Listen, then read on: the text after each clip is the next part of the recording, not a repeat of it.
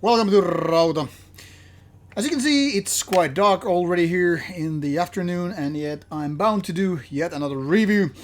Well, this time we're gonna talk about a band called Strigoi. Not the most original name as such, because obviously there has been quite a few bands with the very same name, but it hasn't stopped this United Kingdom-based band to select that kind of a Romanian vampire story title as the name for this band.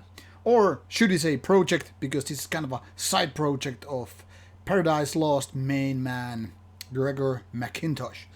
Now, you might be familiar with his previous project, Valenfire, which only lasted a few years, that is, because it was kind of his mourning process of his uh, his father, who just suffered this horrible disease or condition and unfortunately passed away, and this was his mourning project.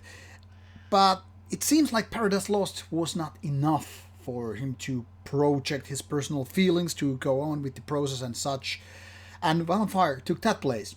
Now, what this has to do with Strigoi is the thing I want to answer, and it is obviously Valenfire is gone, but that phoenix didn't really die. It just took a new form, and this is what we have here as Strigoi.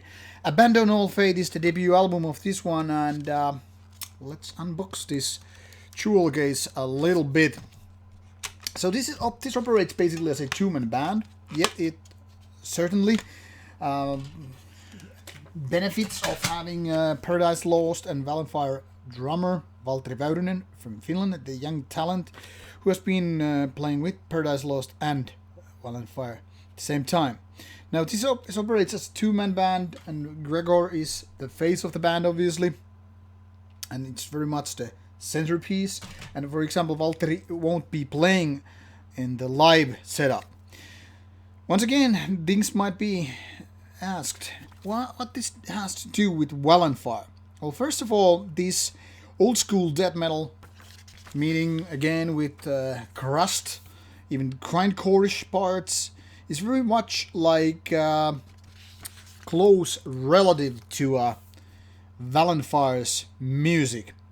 This is very kind of dark, it's very heavy, it's very oppressive, it's almost like depressing, and at the same time it's also kind of a violent, raw, primal, full of energy, yet full of kind of I wouldn't say despair, but kind of a lack of hope.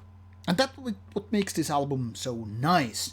I mean, this is kind of a soundtrack for this kind of moment when the sky is purely just grey, it's rainy. I wish you could basically see outside, because here it looks like warm and everything. But as you can see, this kind of a bluish, greyish light of, or lack of, thereof.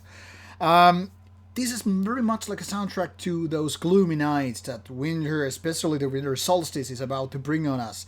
That is, there is no light, there is no life, there is no hope, there is no faith, there is no God or gods. There is only this kind of darkness and hopelessness, in a way, that this album so nicely, can we say nicely, reflects. And in my opinion, this is very much kind of a like passing the torch from Valenfire to Strigoi. Very much different from Paradise Lost later albums, even though they are more closer to kind of a classic Paradise Lost death metal era than so many albums before that. But still, this is a little bit different, maybe because of those crusty and grindcore-ish elements, whereas Paradise Lost is very much kind of a doom death with their current albums, or past two albums anyway, Medusa and before that. So I think there is a place for Strigoi, and I kind of hope that Paradise Lost would a little bit steer back to what they were doing previously, especially with albums like In Requiem. Now, Abandon All Faith is, in my opinion, a strong debut album, but it's hard to see it as a pure debut, considering that Valenfire was already there, operating pretty much on the same field, now just with a different name. I do think this name isn't as good as Valenfire, mostly because it has been already used by quite a few bands, so it's not as original as Valenfire. So this is kind of something that you might get confused along the ways if you're just typing the names and all that. But then again, this is a Nuclear Blast release, which kind of gives a nice push to this album being distributed by big label, big online stores and whatever. And obviously, Greg Mackintosh name kind of helps go along with Paradise Lost. So it's not that hard to really Google and all that stuff. But it's kind of not giving this an original name. But once again, who gives a damn about names when the music is good? And that's what we have here. Just prepare for more raw, more primal kind of a production than with Paradise Lost, and you're pretty much set to go. I know for some people this might not be that big of a deal, but I think this is a strong album which I totally recommend you to listen, especially this time of the year, way before spring anyway, before everything just starts to bloom again and there's light. For a wintertime soundtrack, this is very, very strong an album. So there you go. Do check out from the links below, or maybe buy even a physical copy of the album. Anyway, thanks for checking out with me.